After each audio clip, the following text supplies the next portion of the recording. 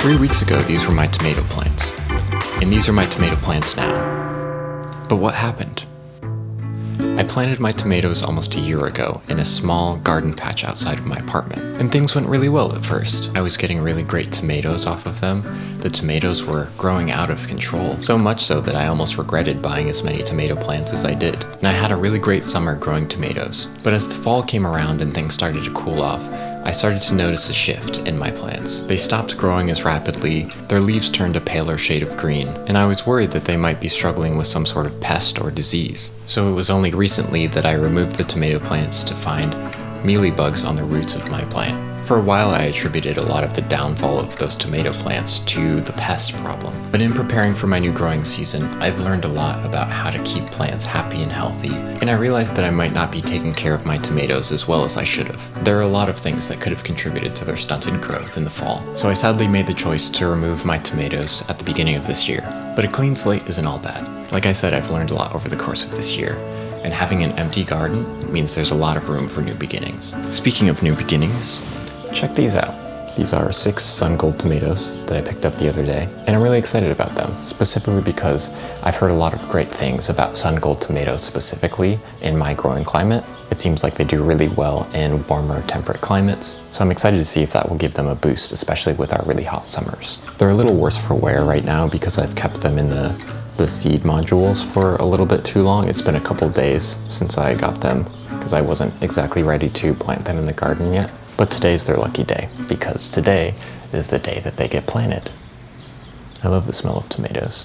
So it's planting time, and there are a couple key things that we're gonna do differently. Number 1 is fertilize, fertilize, fertilize. I really think that was probably one of my biggest mistakes from last year, is not giving plants nutrients that they need to grow. This year we're starting early. We're gonna put some fertilizer in the soil, we're gonna put some fertilizer when we plant the new transplants, and we're gonna continue to fertilize them through their growing life cycle. I'm also gonna be a little bit more conscious of pruning the tomato plants.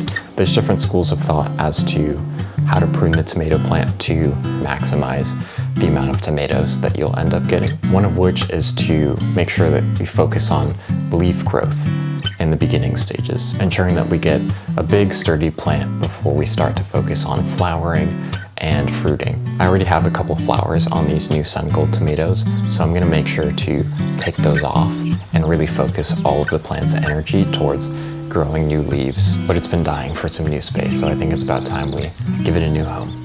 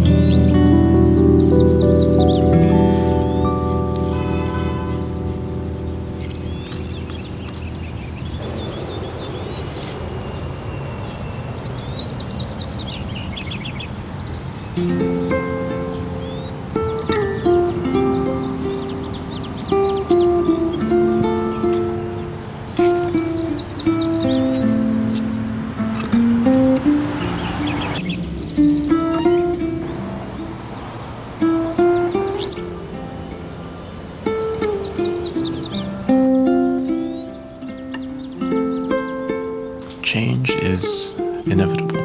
I've always wondered if there was like a phobia for the fear of change. I struggle a lot with things changing. I think there's a very deep-rooted part of me that wants things to stay the same. Things feel safer when they're the same and when they're predictable. So I find myself being pretty afraid when things start to change. And in a funny way, gardening has helped me with that. One of the ways that you can get over a fear is to do it in small increments. And gardening, interestingly enough, has a lot of change. Not only do plants grow and evolve, but your knowledge of plants grows and evolves. Your wants and needs grow and evolve. 1 month you might want squash, and another month you might want cucumbers. Something as small as that might seem trivial, but that's change. That's change even in a small form. My cat is laying on me, so it looks like I have a tail.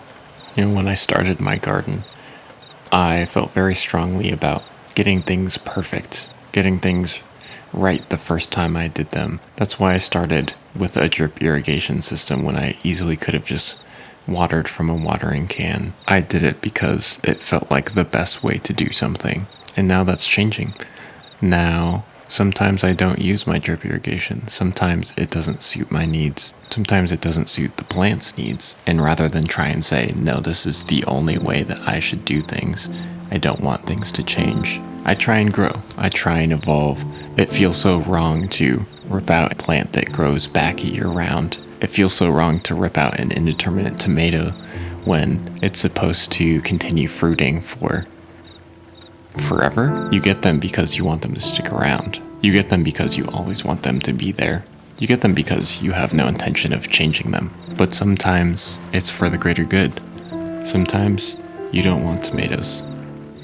And sometimes if you don't want tomatoes, you'll let tomatoes go to waste. I'm really glad that I've been able to grow and change with my garden. I'm really glad that I've been able to grow and change as a person in my life. I think that's led to a lot of good things for me. And even though it's scary, I want the forces of change in my life. Gardening isn't for the faint of heart. We live in a world where everything needs to be the best thing. Everything needs to be the right thing. There is no room for failure. There is no room for the wrong. It feels like you always need to be working towards the best thing. And don't get me wrong, it's good to have goals and it's good to be goal-oriented, but you know what? It can make it really difficult to have fun. Gardening feels like a time waste sometimes. Sometimes it feels like I should be doing other things rather than gardening. But when you think about it, gardening is one of the best things that you could learn how to do. Not only does it teach you a lot, but it also brings you a lot. Whether that's wisdom, whether that's joy, whether that's strawberries, whether that's carrots. And in making a garden, you create a lot too. You create a whole ecosystem. You create a home for bees and beetles and bugs and worms and so many more things than you can imagine. It can be really easy to feel lost in a sea of decisions and trying to figure out what is the best thing to do right now with the time that you have. But if anything, gardening gives you time to think.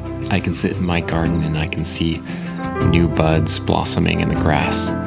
Or I can look up and I can see new flowers sprouting in the spring. It gives me a reminder of what I've learned and what I've yet to learn. Whatever time it is where you are, morning or evening, I hope that this video gives you a little comfort. I hope that this video brings you a little bit of joy. And thank you so much for watching. I'll see you next time.